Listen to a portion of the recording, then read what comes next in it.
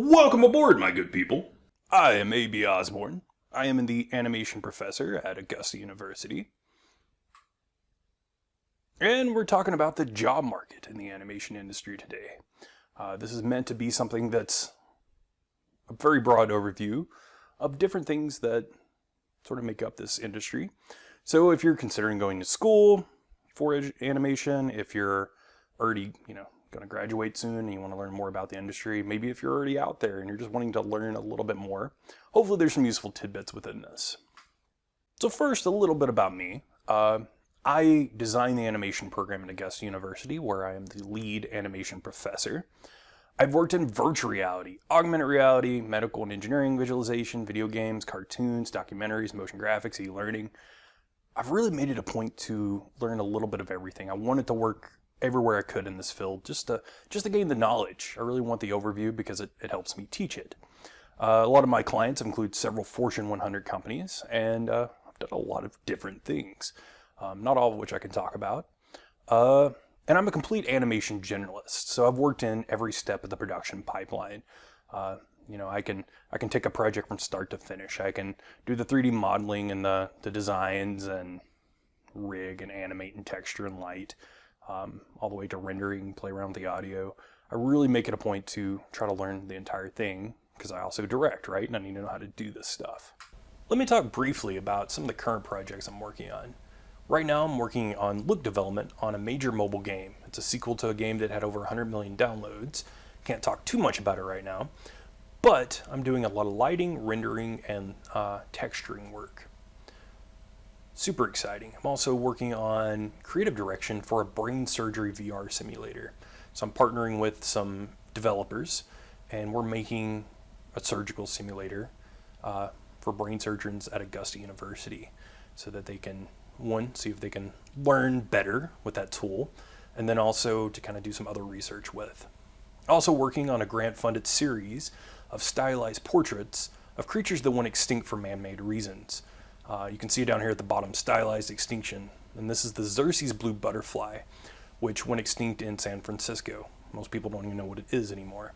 So I'm taking these creatures that have sort of faded into our past and they've never had a chance to be turned into cartoon characters. So I'm doing that. I'm turning them into stylized 3D renders. And finally, I'm voicing and animating a short animation project called Malagroth the Wizard. You can see over here on the left, the character design. So just to cover this, cover what we're going to cover, what are some of the things we're going to talk about? What are the jobs? Where are the jobs? And then finally, how do I get a job? So the basics of animation, let's just make sure we're all on the same wavelength, the same page. There's 3 types of animation usually. That's how we would define it. There's 2D, 3D, and stop motion. 2D is hand-drawn, right? It can be drawn on a computer with a Cintiq or a tablet. It can be drawn on paper, but it's 2-dimensional. It's technically flat. It might simulate perspective, but it's a drawing. So some of those include Princess and the Frog, Lion King, the original, not the new one, Aladdin, the original, not the new one, Road to El Dorado, things like that. If you're watching TV, everything from She-Ra, the Powerpuff Girls, to Samurai Jack, that's all 2-dimensional. Then there's 3D animation. So that's taken over. It's a little bit more prevalent in films now and starting to show up a lot more on TV. And that's, if you think of 2D as a drawing, 3D is more like a digital sculpture. It's a puppet you can move around and see from all directions. And that's in everything we see in feature films now, right? Video games use it too. So your Toy Stories, your Shrek, your Blue Sky, Ice Age, things like that. Every time you watch The Incredibles, it's a 3D animation.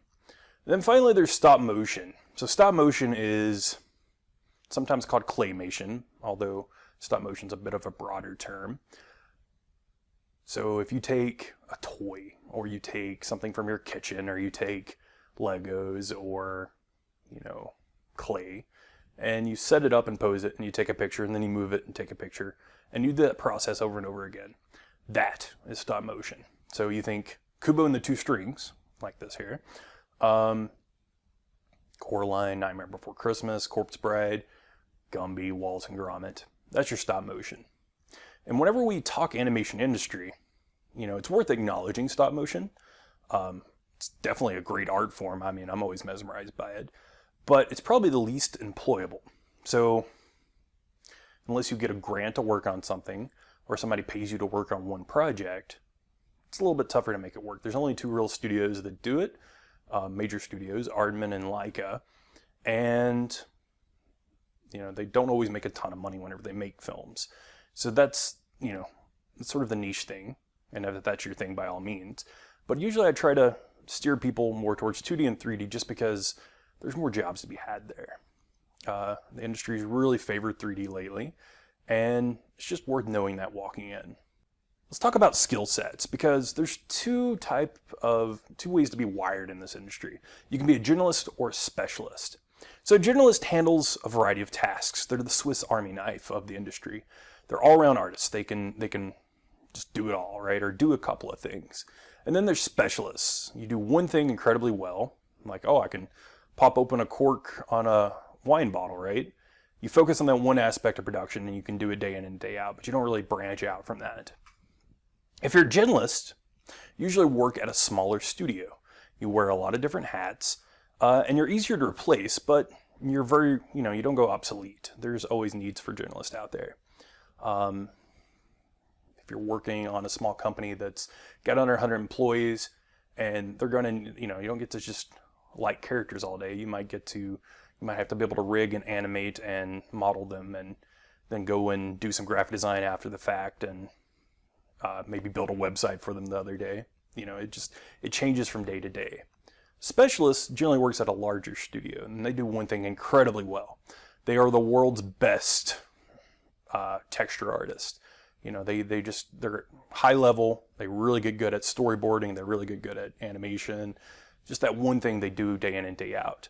And the bigger the studio, the more specialized the jobs get. So if you worked on The Hobbit and you go through or you watch The Hobbit and you go through the credits, you'll see somebody that their job was dwarven beard physics. So every time there was a simulated dwarf on screen, they were in charge of the beard physics. So with the right role, you could be very in demand. But if you're charging twice as much, there might be some incentive to make you go obsolete. So that's always the trade-off there. But if you want to work for a big studio, specialization's the way to go. If you want to work for a smaller studio, maybe generalization's the way to go. Just depends. So what are the jobs? Let's just cover what the jobs even are. Because every industry kind of has its own little way of looking at things. There's four main sectors. And so one of the main ones is feature films and TV. That's what everybody thinks about when they think animation. I want to work on cartoons. I'm going to work on, you know, the dragons of Game of Thrones. I'm going to work on previs. That's all feature films and TV. Then there's also motion graphics and design. And this has some overlap with things like graphic design, but you know, you might be working marketing, presentation, packaging, UI design.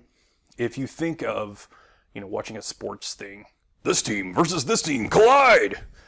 That's, you know, and there's cool graphics around that. That's your motion graphics. Interactives, another part of that. You might work in video games, which is the most obvious part of that. But you might also work in serious games, because game engines can be used a lot for training and marketing purposes too. And especially augmented reality and virtual reality. We'll talk more about that in depth, but it's pretty cool. And then finally, there's technical visualization, where you're doing like engineering visuals or medical animation or e-learning, information videos, and there's overlap between all of these. But this one's a little bit more of the technical side of things. So let's start off with the one everybody thinks of, movies and TV, feature films and visual effects and animated shows. So whenever you think of the TV market, it's generally more 2D than 3D. That's changing. It's changed a lot in just the past couple of years. But it's less interested in beautiful imagery. That's not always a rule. And it's more interested in efficient storytelling. So, you know, if you look at something like Bob's Burgers or The Simpsons, it's not that those shows look bad. They look great. They're very polished. And they look exactly like they intend to look. or South Park is another example of that. But they're not interested in looking like a feature film, right? They're not trying to be Pixar and pour hundreds of millions of dollars into it. They're trying to tell the story efficiently as possible with a look that that sort of reinforces what it's trying to do. So there's plenty of beautiful TV shows out there. I mean, I have She-Ra right here, and that's a very well animated show. But the point is, you're telling a lot of story. So the budgets tend to be a little slimmer per minute, per episode on a TV show. It's usually planned right here in the United States. So you'll do your concept, you'll do your storyboards, look development here, and then usually it's animated overseas, but not always. Netflix has really changed the market quite a bit. So streaming services are throwing money at series left and right? BoJack Horseman, Spirit Riding Free, She-Ra, Troll Hunter, all the Tales of Arcadia. Warner Brothers, or the HBO Max, just invested a ton of money into making new Looney Tunes. So the entire streaming market has really changed the future of this. So right now, during the COVID-19 pandemic, we can't go to a movie theater. So now we're all turning to streaming, and the streaming, they're growing like crazy. And again, we mentioned a lot of this stuff is animated overseas. The full production is done overseas, but sometimes they're animated in the United States, right? Like Bento Box does Bob's Burgers. Like, that's usually animated here. But something like The Simpsons might be animated in South Korea, but planned here. Cool. Let's actually talk about that. Production. South Park versus Simpsons. Because there's a little bit of a difference there. If you're working on South Park, which interestingly enough is made in Maya, even though everybody thinks of it as like a cutout, it imitates that style, and it used to be made that way, but now it's made in Maya. And they can turn out an entire episode in 6 days. They even have a documentary on it. Concept to finish the episode in under a week in Los Angeles. I don't know, it's just crazy that they can do that. That's how they stay on top of current events, right? And I don't usually watch South Park, that's not really my show, but I'm fascinated with how it's made. They can keep commentary very relevant. Simpsons, it takes a little bit longer to make an episode, so if they try too hard to be in the moment, they risk being outdated the moment the joke actually airs. So it's planned in the United States, and then it's animated at a studio in South Korea like ACOM. And, from the idea, the moment it's concepted to airing, it might be 6 months. It's a pretty long timetable. So Simpsons, approaches humor a little bit differently. Cool. What are some titles you might have in the 2D world? Pre-production artist, storyboards, concept art, animatic production. That's a huge market, and not just 2D animation, but all filmmaking needs that. You could be a background and color artist, painting backgrounds and color scripts. Art director, a lot of things need that. You're in charge of the visual language and kind of keeping the language, like the visual language, consistent among everybody else. And of course, making decisions. And then of course there's animator. You're making the things move, but more importantly, you're making the things perform. There's also feature films, and it's a little bit different than TV. It's almost exclusively 3D now, right? There's not a lot of 2D animated feature films. You might get some anime, some straight to DVD superhero things, but the last time you could have went to a movie theater and watched a Disney 2D film would have been Winnie the Pooh. And nobody went to that one because they were going to Harry Potter that weekend. And before that was Princess and the Frog, which is 2007. It's more interested, when it comes to films, they're more interested in quality visuals over quantity. So hour and a half, and they want that to look spectacular. Versus a TV show, might have 10 hours of content that, has to look pretty good. This is your big name studios, your Disney, your Netflix, your DreamWorks, your Blue Sky, your Illumination, all these giant studios. They just keep turning out hits. They're generally a pretty good investment to make animation. Even if an animated film came out and didn't make a ton of money, it tends to stay relevant. I mean, Disney has been selling, you've heard of the Disney Vault, right? You can keep packaging these things over and over again. They don't get as dated as fast. So they generally make good money. There's a reason they keep making them, right? Most animated feature films that you would see in theaters are made here in the United States. They're planned and animated here. But production's picked up worldwide, so that's not just, the only reason, or it's not only made here. It's made everywhere, but whenever you think Pixar or something like that, it's made here. So It's also worth knowing that the job market is very start and stop. Some studios usually lay off people and rehire as the production ramps up or slows down. And I think that's a big thing. Like, you go and you work on a film, and then whenever that wraps, you go and you work somewhere else. It's not, you don't always just wind up in a place for 20 years. So now that we've talked about feature films, let's talk about the job roles within that. One of the most important is pre-production artist. And they're in charge of the most important things, right? The story and the character. Everything needs pre-production. And that includes concept art, that includes your storyboarding, your animatics. A film is made 5 times over: the script, storyboard, layout, production, and post-production. Previs covers the storyboarding and layout part of that. So whenever you make a feature film, and this includes live action too, not just animated stuff, they have to know what they're building before they make it, right? Otherwise you just have people kind of squandering their time. So to be very efficient, they storyboard everything and then make an animatic out of it. And then they make it, right? So before you bring Robert Downey Jr. on set to shoot the Avengers, they've already essentially animated the film. So they don't have to waste his time. They know exactly what they're doing, can get the shots they need, and then continue on their production. Another job, probably one of the glory jobs, is of course animator. Animation industry, animator. Emphasize, what you're doing is movement, but what you're doing is also performance. You're a digital actor. You take these characters and you craft a performance.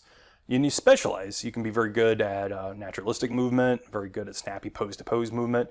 Maybe you're better at creatures, maybe you're better at funny moments or serious acting moments.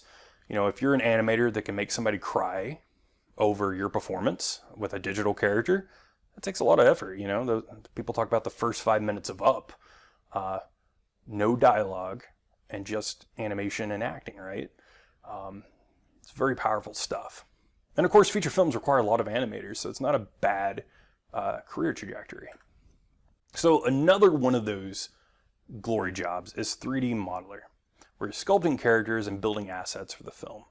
Every time you see Godzilla or sometimes a car in a background that's clearly been animated, like all that stuff has to be sculpted by somebody.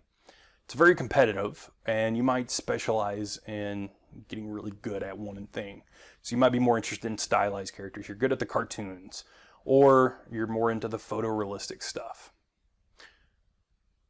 Generally, we've streamlined this industry a little bit by having asset libraries. So you don't always need to hire people to hand sculpt, your sets, right? Why would you sculpt a chair from scratch if you could just grab it from an asset library and save everybody a lot of time?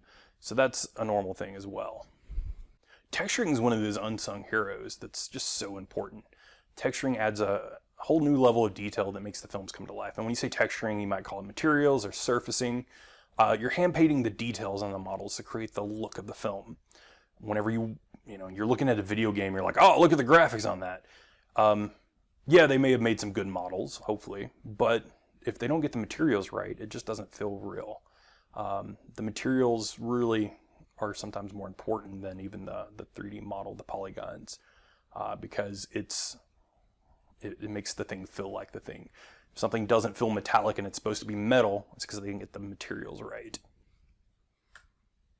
Lighting, also another unsung hero. They tend to have a lot of lighters. Whenever you watch the credits in a film, you'll see a lot of animators and you'll see a lot of lighters. But nobody ever says that when I grow up, I want to be in lighting. So that's just worth mentioning. You're part of whenever you do lighting, you're telling the story, you're setting the mood, and you'd be amazed at how many shots, like how many lights Pixar or somebody like that will hand place in a single shot to get the look they want. Why does Ratatouille feel romantic here? I guarantee you they spent a lot of time getting that lighting right to feel romantic. Lights can draw your focus to somewhere on the screen. It can make things pop from the background, and most importantly, it just sets the mood from your color script, right? So lighting is super important. Another job is technical director. And you might call it a lot of different things because you can specialize within that. Sometimes it's technical artist. You're generally a character rigger, or you work in cloth, you work in hair, you work in particle simulation, you might do water and liquids. You're responsible for the technical details that make the film come to life. So if you think of it, a character model is like a puppet, and the rigger is the one who sets up the puppet to be able to move. You add the strings, you give the ability for the puppet to move its mouth. You're setting up these different systems so that the characters can emote.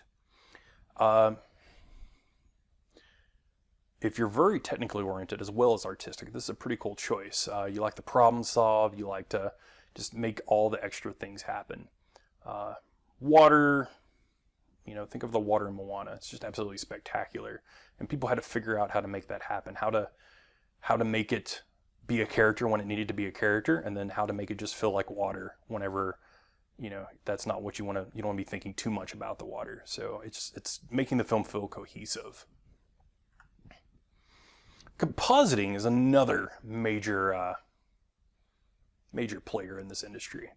Unsung hero. Compositors put everything together at the end. Gandalf here, and McKellen is just acting to a green screen until the compositor gets a hold of it and kind of combines it all together. They do everything from color correction, you might do rotoscoping, masks, motion tracking. There's a lot of different things that they can do, keying out the green screen, stereoscopic 3D. They're the wizards that, again, just pull everything together at the end and make it look like a great polished shot. Okay, well, we've talked about feature films. Let's talk about video games. So you might work on everything from AAA masterpieces to addictive mobile games. Let's talk a little bit about the video game market. Games need animators. They need people with animation skill sets. So from AAA productions all the way to small-scale mobile games, artists are just in demand for their skills here. And gamers are demanding more and more. So when the technology improves, gamers just have higher expectations. They want the art to look good. Whenever Mass Effect Andromeda came out and there was some poor animation quality there was a major backlash. And I think since then, a lot of these bigger AAA companies are making sure they get the animation right. Indie development's on the rise, so any person with a computer can generally make a game or an app by themselves. And more jobs now are in the United States. Japan used to be the video game king, but now it's in the United States. But don't get me wrong, animation and games are made all over the world now. Cool. Let's talk about the two types of production, AAA versus mobile. You have a game like God of War, major exclusive for PlayStation, and it takes maybe 4 or 5 years for one of those games to be developed. Hundreds of crew members, and the moment it comes out, 5 million in sales, which isn't too shabby considering your game costs $60. Plus all these other DLC things you can add in and special edition packages. Then there's mobile, and usually shorter development cycles. Something like Angry Birds took maybe 8 or 9 months to make with 25 people. And the entire series has 2 billion downloads, easy. Very different market structure, right? You might pay $1 for a mobile game. It might be ad-based. It might take your information and sell it or use it. Like, those are different ways it makes money. Some things hunt for what they call whale hunting, right? They try to find that one person who will spend $100 just to do well at that game. So let's talk a little bit about some of the jobs out there in the industry that are a little bit different than feature films. Now, let's start with performance capture, which feature films does use, but it's super prevalent in video games. You think of Horizon Zero Dawn or something where they really do capture these performances for use on these characters. Every time you play a basketball game or a wrestling game and they've performance captured these moves to feel realistic. That's just really important to the quality of the game. Now, one big caveat to all this stuff is usually you have to go back and clean it up. You don't just hit a button and magically get it. But it's becoming more and more of a prevalent tool out there. Virtual reality, also super worth talking about. I think a lot of people walked into virtual reality thinking, gamers. Gamers are going to love this. They can't wait till it comes out. And now we've got it. There's the HTC Vive, there's PlayStation VR. The moment we started getting it, though, gamers didn't really gravitate towards it like you thought they would. I think part of that is things like Samsung VR, where you have the phone that you can put in your glasses, and people tried that out and they didn't like it. so they never gave anything else a chance. Another part of that is things like the HTC Vive are very expensive. And then finally, my personal theory is this: gamers are kind of, we just want to sit down and play a game. We don't want to get up and move around. We're relaxing at that point, or in theory, but we're not wanting to just get up and move around. So that's why it never really hasn't taken off yet for gamers. But that being said, there's a lot of opportunity in the virtual reality world, and it's usually more business than gaming. Surgical simulators, flight simulators, things that can train people how to do things and take away some of the risk or take away some of the cost. Virtual reality is a big boom right now. Billions of dollars are being thrown at this. There's also augmented reality in video games, and that's also another big boom that's growing right now. Augmented reality, you use your phone or a headset to put animation over top of reality. So the most obvious one, Pokemon Go, right? You pull out your phone and there's a Pokemon right there in the real world. Games and serious uses are both major markets. Another cool example is the HoloLens. You put that on and Minecraft world just pops right out of your table. It helps you visualize things in new ways. You're overlaying graphics on top of reality. So we've talked about video games and feature films. Let's just touch briefly on motion graphics. So motion graphics is the packaging around everything. You see a lower third graphic, you see a logo, you see sports bumpers, website intros. That's motion graphics. Chicago Bulls versus the Memphis Grizzlies. Collide! It's very employable. You see it on TV all the time, right? You see it on the web all the time. From advertising to app development, we kind of expect it now. It's getting easier. Almost anybody can do this on their own with a computer, with After Effects and Trapcode and some of the 3D programs. And there's a lot of jobs in the United States on this. And then there's technical visualization, where you use animation tools to visualize new things. I'm doing another talk at DragonCon on this particular topic, and I go really in depth on that if this is the thing you're geeking out over.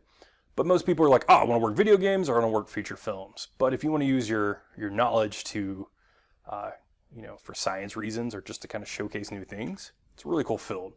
You can use, or you've probably seen explainer videos. You go to a website, you don't know what the website is, but it's like, welcome to this website.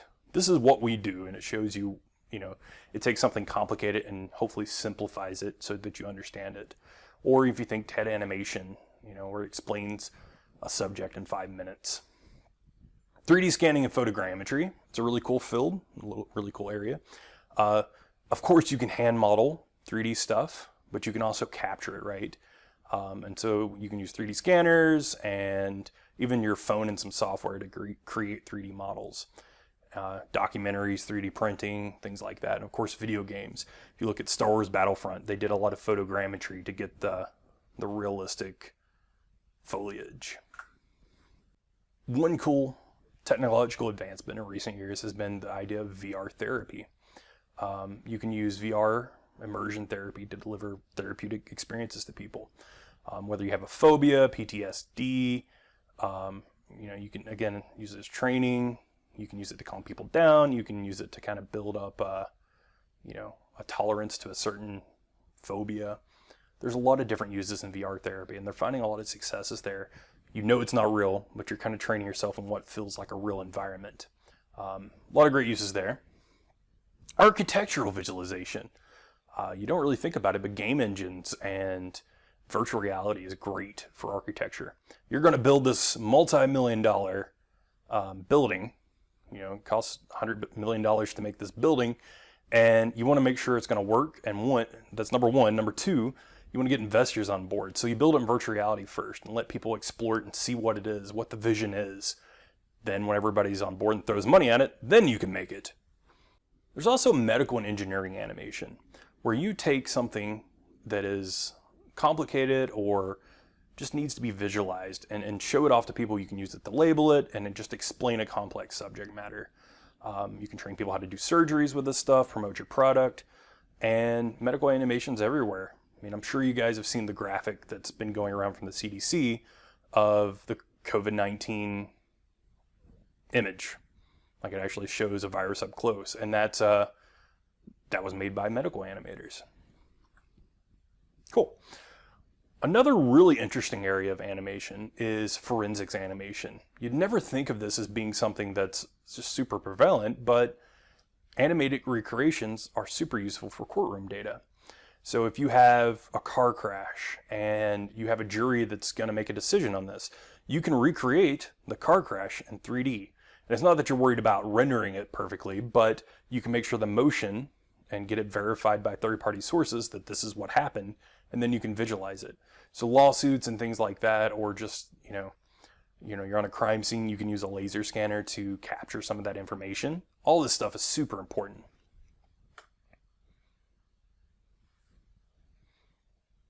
We've talked about what the jobs are. Let's talk about where the jobs are. Myth number 1, you can't make money in video games and cartoons. And myth number 2, all the jobs are in California. Well, let me correct you there. Cartoons are serious business. Box office, $41 billion globally in 2018, just in the movies. Every movie in the top 10 had some form of animation inside of it. Video game market in 2018 generated $138 billion globally. That's 2018. You tell me, are people consuming more of that content now? Oh yeah, especially with people being isolated at home. Tons of streaming and tons of video gaming. Animation's everywhere, including games, TV, movies, phone apps, virtual reality, augmented reality. It's everywhere. You just can't get away from it. So it's a good market. It's definitely something I would describe it this way. There's a lot of money to be made here. That's not me saying you're going to make a lot of money, but if you play your cards right, there's definitely a lot of opportunity here. Also, it's worth acknowledging that Georgia is a big entertainment economy. Disney, Marvel, Netflix, those projects, Disney, Marvel, Netflix. It's also worth acknowledging that Georgia is a very big entertainment economy. Disney, Marvel, and Netflix projects, they're shot in Atlanta and the Georgia area all the time. Cartoon Network, Bento Box, Adult Swim, Floyd County Productions, High Red Studios. A lot of people make animation in Atlanta and the surrounding areas.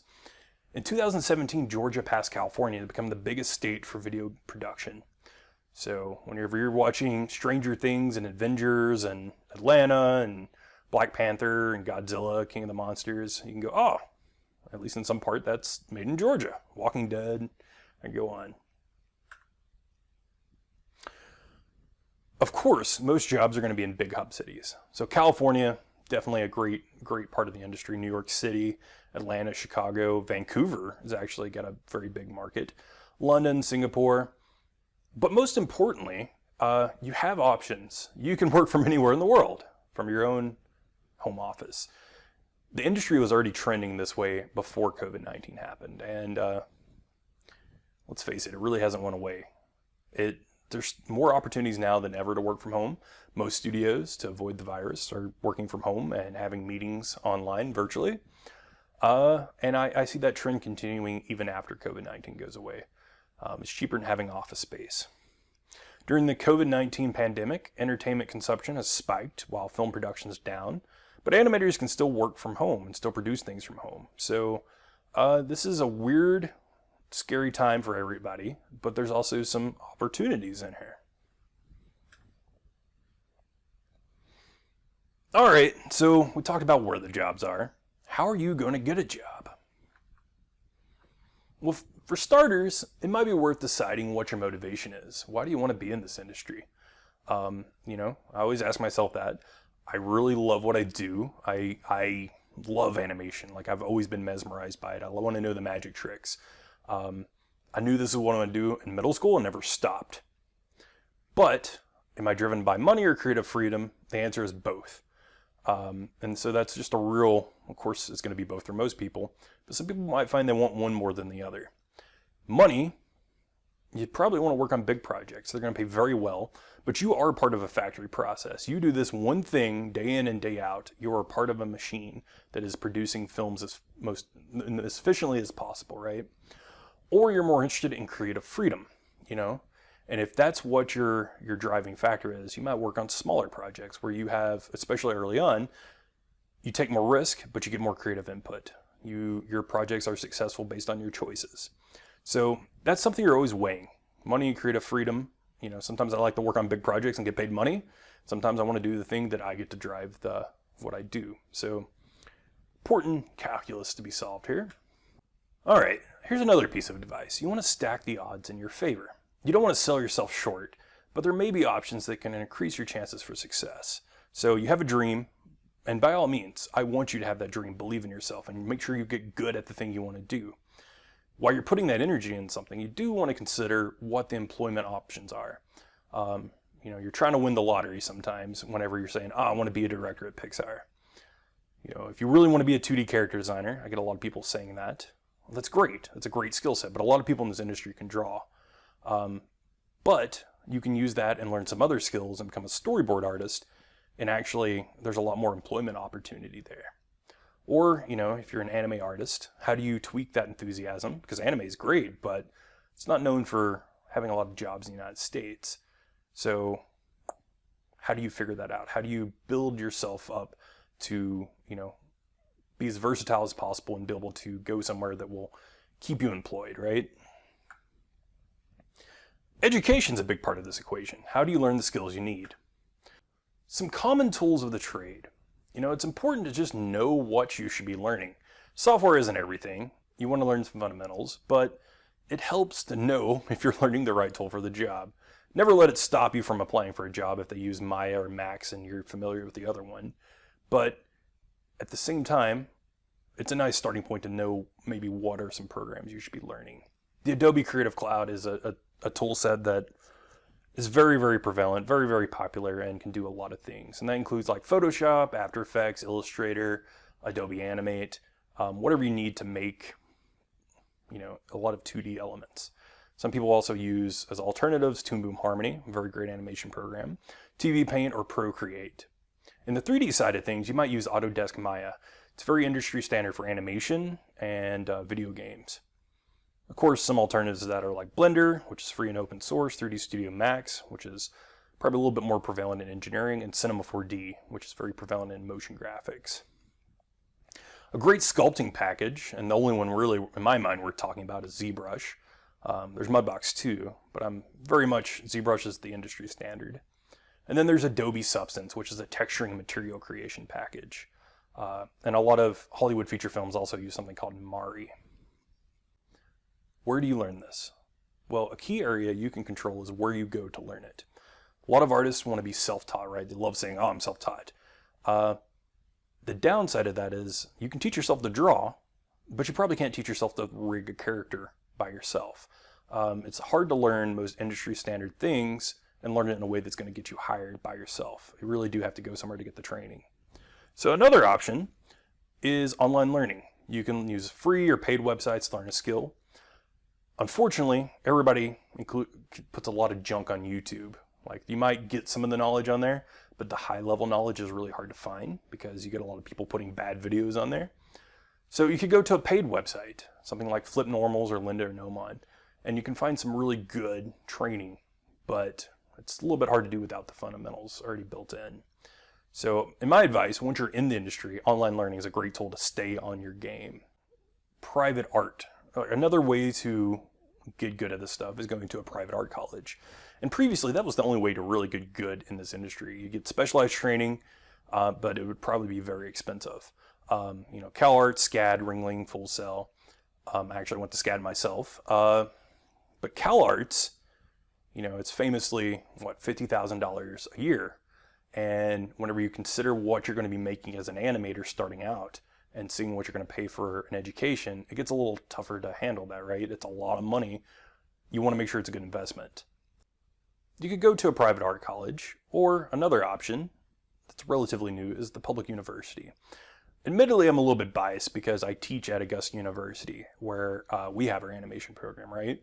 But it's a way to go to a public university, pay public university prices, and still get very quality industry training, right? Like, we teach the stuff that the industry uses.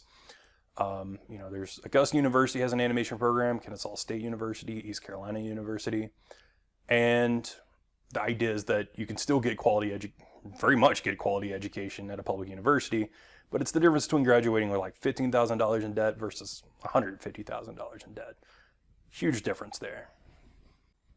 The job application. So of course you want to be successful in this industry. Nobody wants to get rejected. So what can we do to set ourselves up for success? Well, there's a few key areas you can control. You can't control everything outside of yourself, but you can control what you do. And a couple of things. Your portfolio. That's really, really important. Some people do demo reels or just like still image portfolios, but that's your chance you prove you can do the job. Your personal branding, your website, social media presence, how you present yourself. Your network. You can control who you know and who you stay in contact with, and who you know, do you make it a point to get to know new people, or do you just kind of, stay isolated?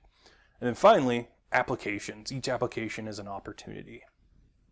So your portfolio is the most important thing you can control, because when you put your portfolio out there, you're showing you can do the work. You're applying for a job, you're going to be an animator. Hey, I can animate this, and you're proving it right there by having a portfolio.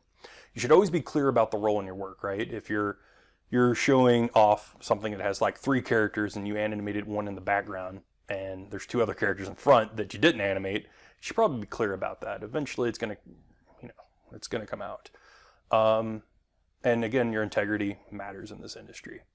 Quality over quantity. It's better to have a couple of good things, keeping your reels short and sweet, than having a ton of stuff. Now that's true for people that are new to the industry. If you're graduating college, yeah, having a minute demo reel or a 30-second demo reel of like 4 or 5 really good things makes sense.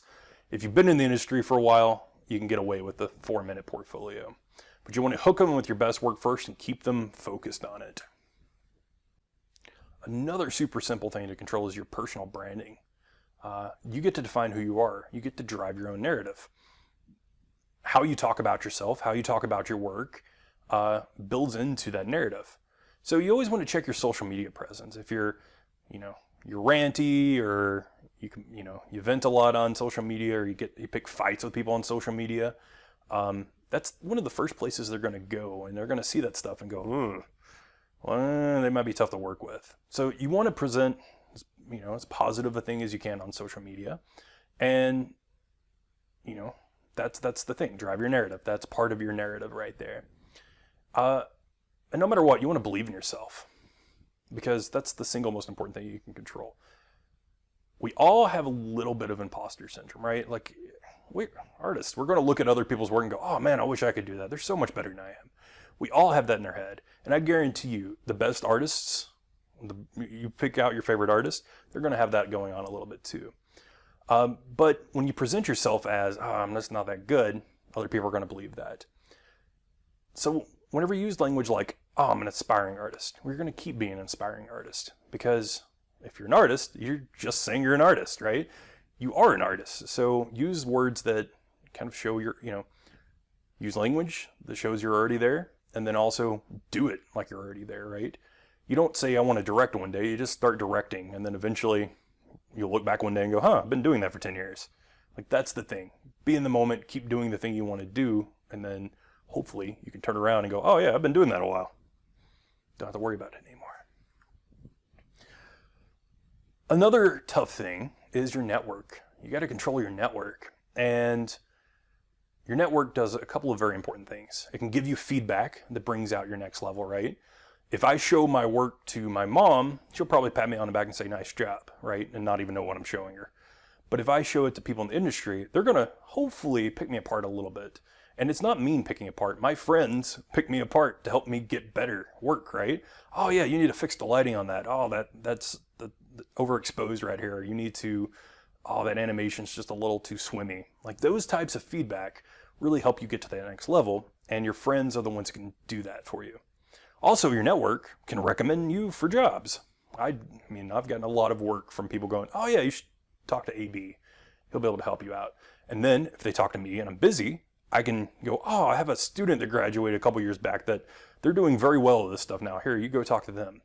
Network is important. And of course, you got your LinkedIn, your website, but the more you keep in contact and get to know more people in the industry and stay in contact with those people, the more likely you are to kind of keep building off of that. And you can recommend your own network for jobs, which helps you look good. You got a really cool gig and you know, they need some extra help, you can recommend your friend, and that helps everybody involved. The final thing you can control is your application. Quantity makes quality. Think 50 or 100 applications, not 5. Yes, you found your Pixar dream job and you applied and waited 2 months, but you never heard back, right? It's because every job at Pixar has about 3,000 applicants. You never know when luck's going to show up, so you might as well make your luck by making the quantity of, like, just shooting out a lot of resumes. And of course, it's smart advice to customize your cover letters and resume to the job you're applying for. Pixar animators is going to need something a little bit different than your generalist, we do renders of space machinery, right? Like, they're just going to need different requirements. So if you can customize your cover letter and a little bit of your portfolio to hit that direction, it just makes it a little bit more, they're going to look at it and go, oh yeah, they know what we need for this role. I'm going to talk to them. And of course, proofread. So many typos that I see out there, and it's like if you went back and had somebody check it, then it just kind of buttons it up and looks a little bit more professional. A job description always has a perfect candidate that just doesn't exist too, by the way. Most of the time, job descriptions are written by HR departments, human resources departments, and they don't even know what the job is. I've heard people try to describe animation in the funniest ways.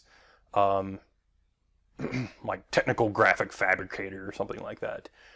And the job was just graphic designer. Like, they don't always know the right terminology to use. So if you see a job and it says, oh, you need to use this program that nobody's used in 10 years, that doesn't mean that you should select yourself out, because it might be an outdated job description, somebody might not know about the job, or more importantly, they might need your knowledge to figure out how to take it to the next level and use the new program that they should be using. So don't self-select yourself out from applying if you believe you can do the job. Like, don't apply for a doctor position if you're, not a medical person. But I think a lot of people self-select themselves out when they're good candidates. There is no perfect candidate, but they got to hire somebody. So that'll do it. That's what you need to get a job. Hopefully that was some useful information. I want to encourage you to go forth and art strongly. Again, I'm A.B. Osborne. I'm the animation professor at Augusta University. Feel free to grab my email and shoot me an email if you ever have any questions or want to know more about something.